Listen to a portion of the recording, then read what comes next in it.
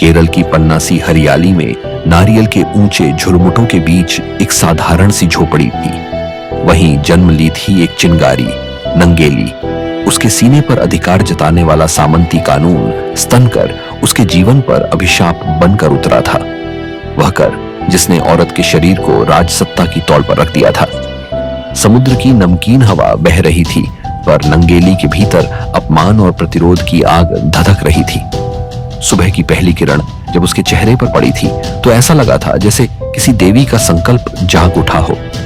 नंगेली मौन रही थी, पर उसकी आंखों में तूफान बोल चुका था। गांव की चौपाल में सिर झुके बैठे लोग, डर का समझौता, सहमति का बोझ और स्वीकार का अंधेरा, पर नंगेली तब भी खड़ी रही थी। कांपती निगाहों के बीच नंगेली अपने घर लौटी थी। उसका हर कदम इतिहास को चुनौती देता चला गया था। चौकी पर दीपक जल रहा था। लौ कांप रही थी, पर बुझने से इनकार करती हुई, जैसे उसकी आत्मा। बाहर अफसरों की टोलियां खड़ी थी, भीतर शांत संकल्प। उसने एक थाली सामने रखी थी।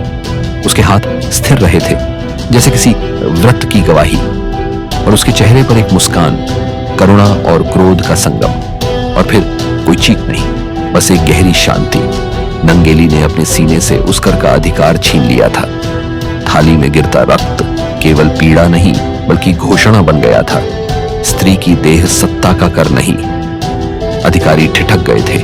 उनकी आंखों में भय और पछतावा उतर आया था।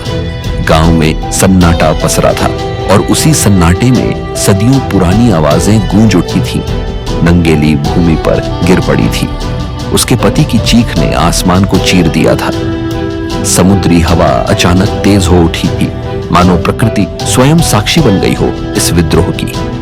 रक्त भीगी मिट्टी इतिहास का दस्तावेज बन गई थी, आने वाली क्रांति की प्रस्तावना। यही बलिदान आगे चलकर स्तनकर को हमेशा के लिए मिटा गया।